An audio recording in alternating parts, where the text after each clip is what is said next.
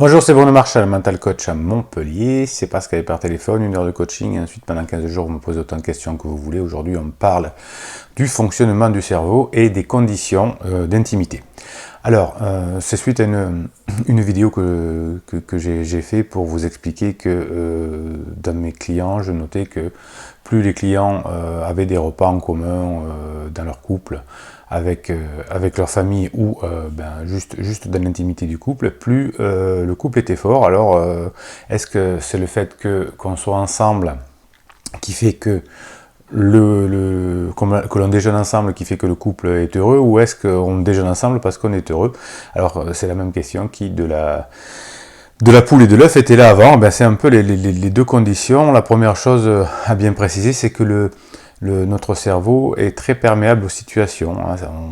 On sait aujourd'hui que par exemple, s'il y a des relations intimes entre un homme de pouvoir et son assistante, c'est parce que le cerveau est leurré, c'est-à-dire qu'ils passent beaucoup de temps ensemble, en voyage, etc. Et pour le cerveau, qu'il y ait de l'amour ou pas, le fait que ce soit dans l'intimité va créer un sentiment de proximité, et ce sentiment de proximité peut créer effectivement des sentiments plus larges, et comme on passe du temps ensuite ensemble, c'est le deuxième effet qui se coule, et bien le sentiment a l'impression de se renforcer. C'est pour ça que dans l'adultère, on trompe son conjoint avec quelqu'un avec qui on passe d'habitude du temps, un collègue de bureau, quelqu'un d'une association, d'un club de loisirs, etc. Puisque plus on passe de temps avec quelqu'un, plus on pense qu'on est amoureux ou amoureuse.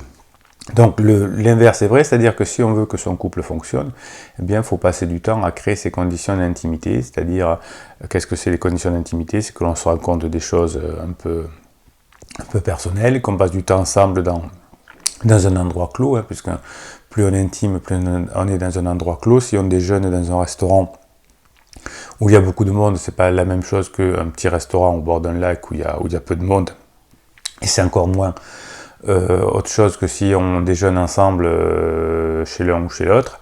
Voilà, donc vous voyez que d'un côté, le fait de créer des conditions vont donner ce sentiment amoureux, et ce sentiment amoureux va être renforcé par le fait qu'on va continuer à faire ces choses intimes.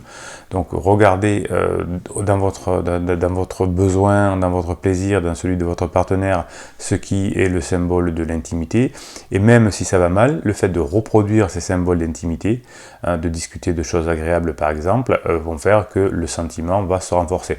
Alors, ce que je conseille souvent à mes clients qui sont dans une situation difficile dans leur couple, c'est d'éviter de parler le plus possible ou de façon très limitée et pas chez eux de problèmes de divorce, etc. Et de passer beaucoup de temps dans l'intimité à dire des small talk, ou en tout cas des choses privées en tout cas, et plutôt agréables. Et pour le cerveau, le fait de redire des choses comme ça va peut-être raviver des sentiments amoureux. Mais si on se voit que pour parler, parce que celui notamment qui est délaissé veut avoir des solutions, veut faire avancer vite, etc., eh bien on va dans le mur. Je sais qu'il y a des coachs qui disent qu'il faut mettre les choses au point rapidement, etc.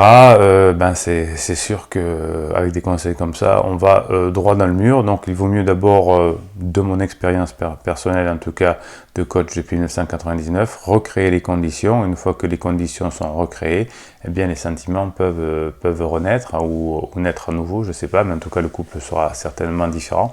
Mais si on ne crée pas les conditions, eh bien il y a très peu de chances pour que l'on puisse y parvenir. Voilà, donc si vous avez des questions par rapport à ces sujets d'intimité, vous pouvez les poser ici en commentaire. Vous pouvez mettre un pouce en l'air pour aider YouTube à référencer cette vidéo et la proposer à d'autres. Et puis abonnez-vous à cette chaîne simplement pour pouvoir bénéficier des posts qui sont pratiquement quotidiens et qui sont réservés aux abonnés. Voilà, je vous souhaite une très bonne journée et je vous dis à très bientôt.